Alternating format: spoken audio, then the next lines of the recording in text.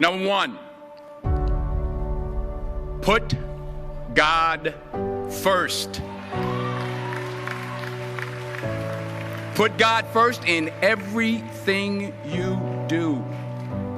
Everything that you think you see in me, everything that I've accomplished, everything that you think I have, and I have a few things, everything that I have is by the grace of God. Understand that. It's a gift. 40 years ago, March 27th, 1975, it was 40 years ago, just this past March, I was flunking out of college. I had a 1.7 grade point average. I hope none of you can relate. I had a 1.7 grade point average. I was sitting in my mother's beauty shop. They still call it beauty shops now? What they call it now?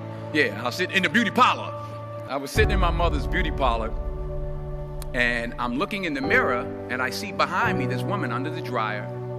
And every time she looked up, every time I looked up, she was looking at me, just looking me in the eye. And I didn't know who she was, and I said, she said, somebody give me a pen, give me a pencil, I have a prophecy. March 27, 1975, she said, boy, you are gonna travel the world and speak to millions of people. Now mind you, I was flunked out of college. I'm thinking about joining the army. I didn't know what I was gonna do, and she's telling me I'm gonna travel the world and speak to millions of people. Well, I have traveled the world, and I have spoke to millions of people.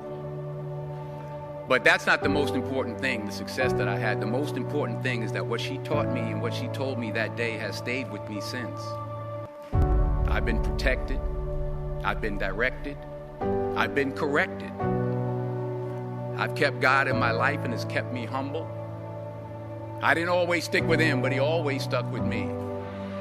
So stick with him in everything you do. If you think you want to do what you think I've done, then do what I've done and stick with God. Number two, fail big. That's right. Fail big. Today's the beginning of the rest of your life, and it can be very frightening. It's a new world out there. It's a mean world out there, and you only live once. So do what you feel passionate about. Take chances professionally. Don't be afraid to fail. There's an old IQ test, was 9 dots, and you had to draw 5 lines with a pencil within these 9 dots without lifting the pencil.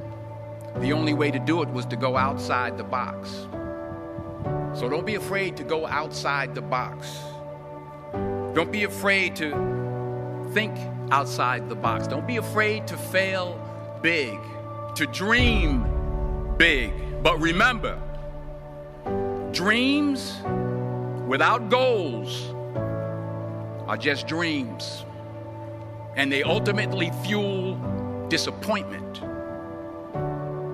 So have dreams, but have goals.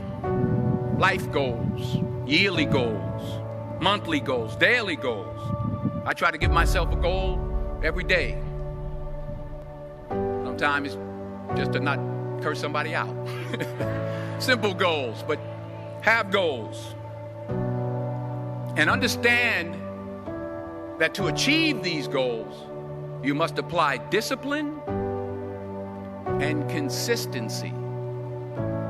In order to achieve your goals, you must apply discipline, which you've already done, and consistency every day, not just on Tuesday and miss a few days. You have to work at it every day. You have to plan every day. You've heard the saying, we don't plan to fail, we fail to plan. Hard work works. Working really hard is what successful people do. And in this text, tweet, twerk world that you've grown up in, remember, just because you're doing a lot more doesn't mean you're getting a lot more done. Remember that. Just because you're doing a lot more doesn't mean you're getting a lot more done.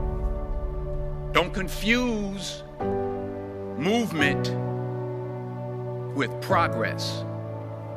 My mother told me, she said, yeah, because you can run in place all the time and never get anywhere. So continue to strive, continue to have goals, continue to progress. Number 3, you'll never see a U-Haul behind a hearse. I'll say it again. You'll never see a U-Haul behind a hearse. I don't care how much money you make, you can't take it with you. And it's not how much you have. It's what you do with what you have. We all have different talents. Some of you will be doctors, some lawyers, some scientists, some educators, some nurses, some teachers. Yeah, okay. Some preachers. The most selfish thing you can do in this world is help someone else. Why is it selfish? Because the gratification, the goodness that comes to you, the good feeling that I get from helping others, nothing's better than that. Not jewelry, not big house I have, not the cars, but it's the joy. That's where the joy is, in helping others. That's where the success is. Finally, I pray that you put your slippers way under the bed tonight, so that when you wake up in the morning, you have to get on your knees to reach them. And while you're down there, say thank you for grace. Thank you for mercy. Thank you for understanding. Thank you for wisdom. Thank you for parents. Thank you for love. Thank you for kindness. Thank you for humility. Thank you for peace. Thank you for prosperity. Say thank you in advance for what's already yours. That's how I live my life. That's why I am. One of the reasons why I am today. Say thank you in advance for what is already yours. True desire in the heart for anything good is God's proof to you, sent beforehand to indicate that it's yours already. I'll say it again. True desire in the heart, that itch that you have, whatever it is you want to do, that thing that you want to do to help others and to grow and to make money, that desire, that itch, that's God's proof to you, sent beforehand already to indicate that it's yours. And anything you want good, you can have.